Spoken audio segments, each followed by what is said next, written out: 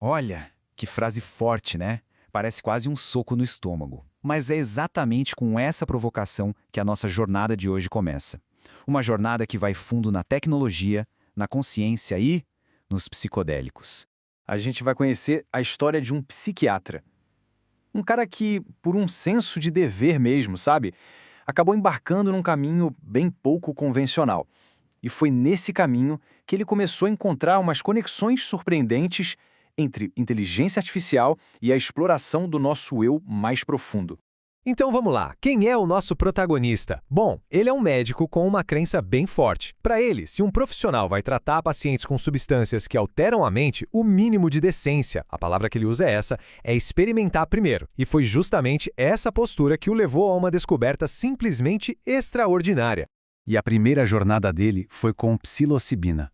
A percepção que bateu foi, uau, imediata, avassaladora. O pensamento dele foi mais ou menos assim. Peraí, se eu, que nunca me achei um cara super esperto, tive uma experiência dessas, imagina o que outras pessoas não poderiam alcançar. A conclusão foi cristalina. E olha, ecoa até hoje. Isso aqui muda o mundo. Só que essa jornada também trouxe um desafio, e um desafio gigantesco. Existia um mestre espiritual, o Dr. Célcio, que tinha falecido e deixado para trás décadas de ensinamentos, um verdadeiro tesouro. O problema estava tudo trancado em arquivos completamente caóticos.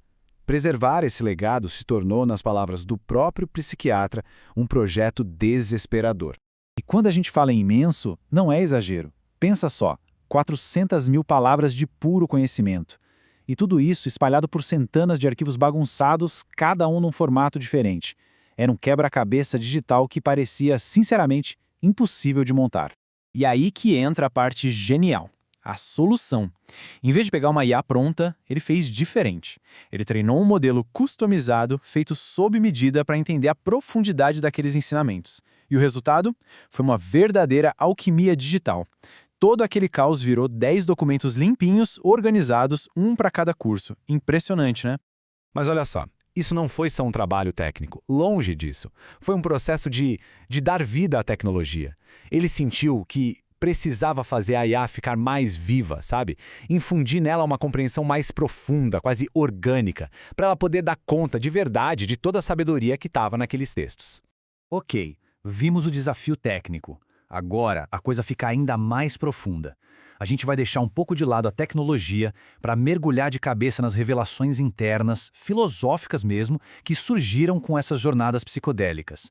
E dessas experiências, uma pergunta central começou a pulsar. Uma questão que convida a gente a repensar, lá na raiz, a nossa relação com tudo e todos. Afinal de contas, quem é o outro na nossa vida? E a resposta, a principal descoberta, é de arrepiar. É uma compreensão visceral, de dentro para fora, de que está tudo conectado. A ideia de que o eu não é uma ilha. A gente só existe porque o outro existe. É uma verdade que parece simples, né? Mas vivenciar isso no dia a dia é o grande desafio. E qual é o maior obstáculo para sentir essa unidade? Ele tem um nome para isso, o carimbo do planeta. Ou seja, o egoísmo. Aquela crença de que a gente está separado de tudo e que, claro, a gente é o mais importante. Mas atenção, ele não vê isso como uma falha de caráter, não. Para ele, é uma condição fundamental da nossa existência, algo com que precisamos aprender a trabalhar. Beleza, já entendemos a filosofia. Agora, vamos ver como tudo isso funciona na prática, ajudando gente de verdade. É a hora que a teoria vira uma história real, tangível, de cura e transformação. Pega essa história. É de um paciente, um engenheiro, super cético. No começo, nada. Ele não sentia absolutamente nada. Mas aí, depois de 8 meses de microdosagem, o cérebro dele, nas palavras do psiquiatra, amoleceu. Veio uma experiência transformadora. E o mais maluco é que, tempo depois, ele mesmo se tornou um canal de cura para outra pessoa. E o relato do que aconteceu é fascinante. Esse paciente, que vira o guia por um momento, percebe uma luz descendo, preenchendo ele e saindo como uma enxurrada de água verde na direção de uma moça que estava sofrendo muito. Agora, o mais incrível, depois a própria moça descreveu exatamente a mesma visão, só que do ponto de vista dela. Ela contou como sentiu aquele fluxo de água verde curando ela. E com isso a gente chega na parte final, e talvez a mais crucial de toda essa filosofia, que é a mentalidade. o preparo que é preciso ter para embarcar nessas jornadas. É um chamado muito claro para a seriedade, para o foco e para o respeito. Aqui o contraste é tudo. Precisa ficar muito claro que existe uma diferença gigantesca entre o uso recreativo, a festa, a distração, e essa abordagem que é um trabalho sagrado. Esse trabalho exige silêncio total, imobilidade total. É para ser um espaço de investigação profunda, não é para oba-oba. Então, quais são os pilares dessa prática? Primeiro, disciplina para manter o foco. Segundo, coragem, para olhar de frente o que precisa ser visto. Terceiro, respeito pelo processo e pelos outros. Depois, intenção clara. E, por fim, o mais importante de todos, silêncio. Sem isso, esquece. A experiência toda se perde.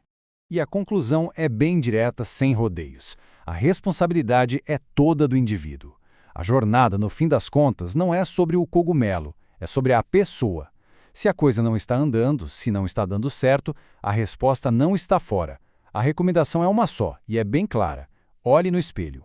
É incrível como essa história une mundos que a gente imagina serem totalmente separados, né? De um lado, a lógica fria do código. Do outro, a exploração mística da consciência. E aí fica a pergunta no ar. À medida que a tecnologia começa a refletir a nossa própria consciência, o que acontece quando a gente usa essa mesma tecnologia para explorar as partes mais profundas de nós mesmos? O que essa união pode revelar sobre quem a gente realmente é?